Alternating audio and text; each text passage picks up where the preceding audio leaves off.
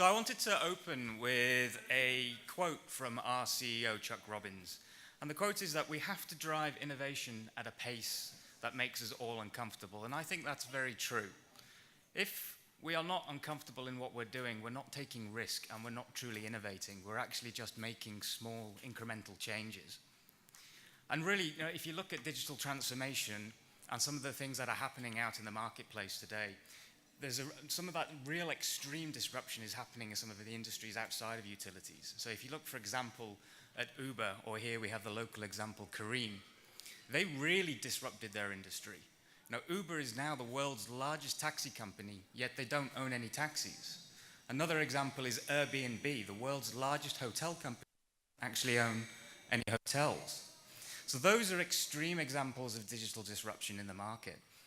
And the good thing is that in the utility space, that's less likely to happen because of the way the utilities work. They own the assets and those types of things.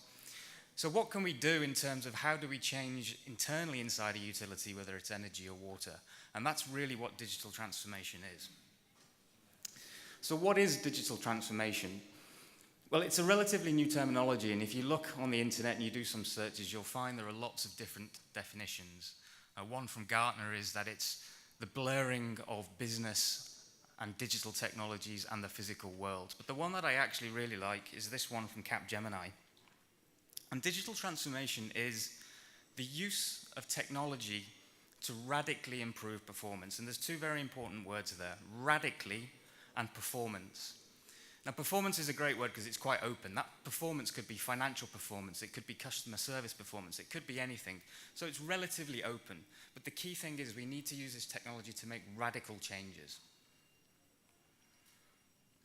Now, at Cisco, we looked at how we could take digital transformation and make it into something that was consumable by the customers that we work with. And for utilities, we broke it down into 4 key areas. Enhancing customer experience, looking at how we can make our customers loyal, happier, reducing the number of complaints and increasing satisfaction. How we look at delivering secure operations and managing risk, keeping the energy on, keeping the water flowing, preventing downtime and faults in the networks. Also, we looked at increasing worker productivity. So how can we make each of the workers that we have more productive for everything that they do? Because it's very difficult to bring new people on board. And also we had to look at optimizing the existing business operations that we have. How do we reduce the OpEx that we're spending currently, make ourselves more agile in order to be able to react to dynamic market changes? Now, the key thing that we found from this when we went out and talked to a lot of our utility customers is that it's key that business and IT must work closely together.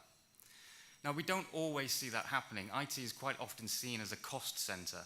Business doesn't want to spend money on IT because they would rather spend it somewhere else.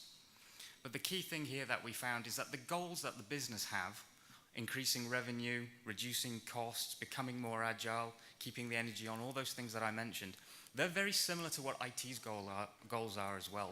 IT often has to do things where they have to do more for less, more with what they have, reduce their costs to the business.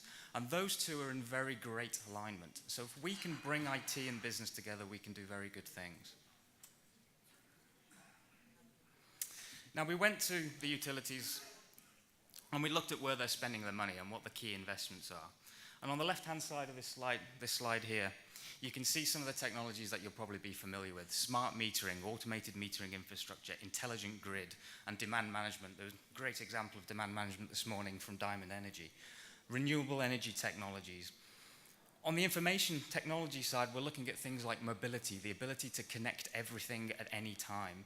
In looking at how we can monitor individuals' preferences for those customer satisfaction type areas. Looking at real-time information, big data, and how we do complex event processing. And looking at new delivery services, how they deliver cloud-based models perhaps, or new solutions. Importantly as well is cybersecurity becoming ever more important in this hyper-connected world. Also, we're seeing businesses spending in areas on consumer technologies, looking at how they can deliver things like applications on smartphones, iPhones, Android phones, opening up some of their data to the world and opening that up to allow consumers and the general developer world in public to make use of that and to develop new solutions. And also the Internet of Things, which I'll talk a little bit about as well. But really what we're seeing is in the utilities that are investing in all of these different technology areas, we're seeing a convergence. And we're seeing these utility companies actually becoming intelligent energy and water solutions and services providers. They're no longer just pipe companies or wires companies anymore. And again, back to that example this morning, that was a fantastic demonstration of where demand management is being used to deliver a new service to the customer that can actually generate revenue for the customer. You know, that's really outside of the box thinking, though.